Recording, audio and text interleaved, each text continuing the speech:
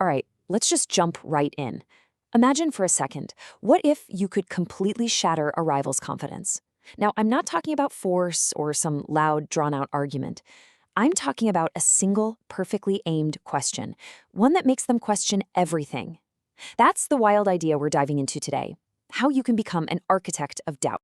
So, right off the bat, this flips a common idea on its head, right? We're always told, be nice, be agreeable, and that's how you earn respect. But the idea here? It's the complete opposite.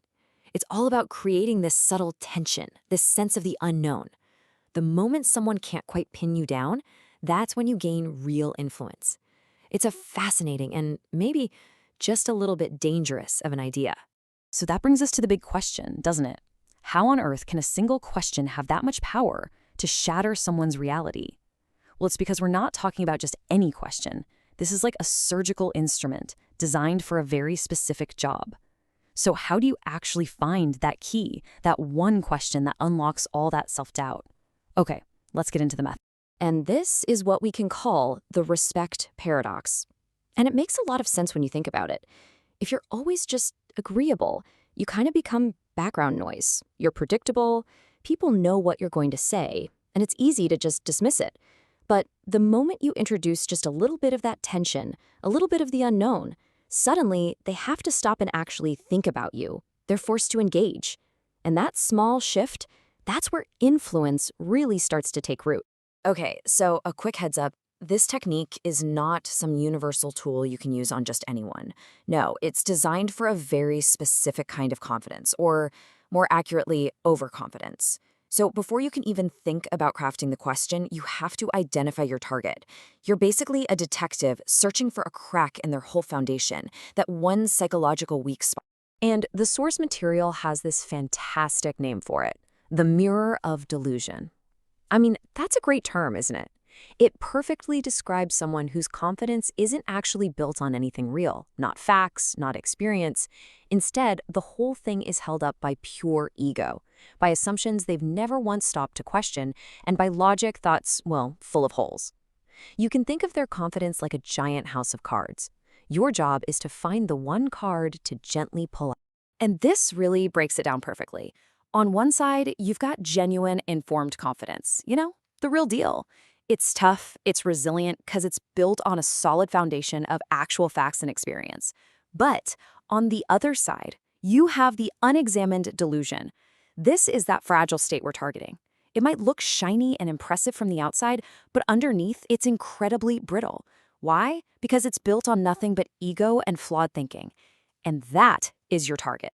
All right, so you've found the target, you've identified the delusion. Now comes the fun part. How do you actually craft the weapon? And I want to be really clear here. This is not about being aggressive or shouting someone down. This is all about precision, subtlety. It's about being calculated. Think of it like this. The question has to be a scalpel, not a sledgehammer. So there's a simple 3-step process to this. Step 1, you have to listen. I mean, really listen. And find that one core assumption their entire argument is built on. That's the flawed premise. Step 2, isolate the inconsistency. Find the exact spot where their logic just falls apart, or where it completely clashes with reality. And then, step 3, and this one is absolutely crucial, you have to ask your question without accusing. You need to sound curious, maybe even like you're trying to help them. And this right here, this is the whole game. This is the key. Your goal is not to win an argument. Let me say that again. You are not trying to win an argument. See, an argument lets them put their guard up and defend themselves. Now, your goal is way sneakier.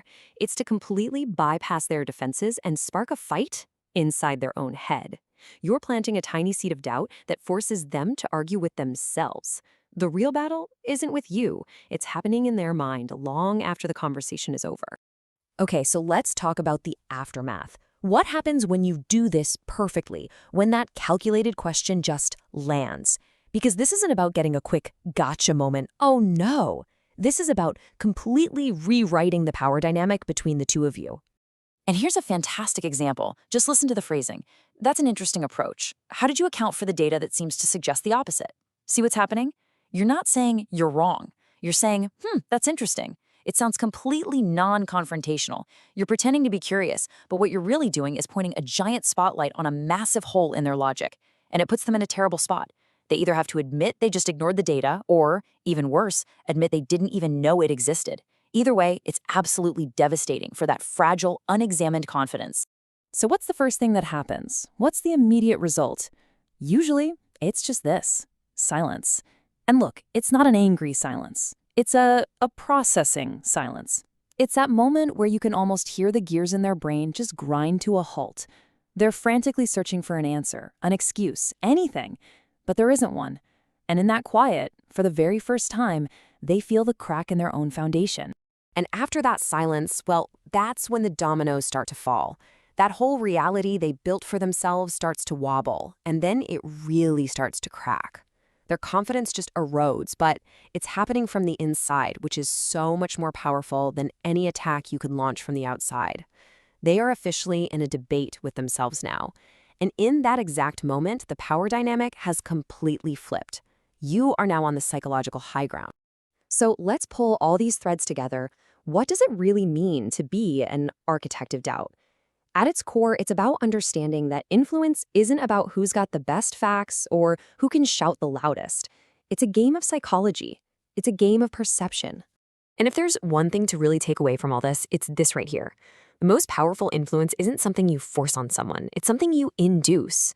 You don't tell them they're wrong. You create the perfect situation for them to figure it out on their own.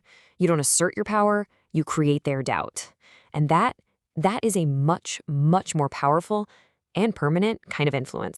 And this, of course, brings us to the final and maybe most important question. Look, there's no denying this is a powerful tool, but that's all it is, a tool.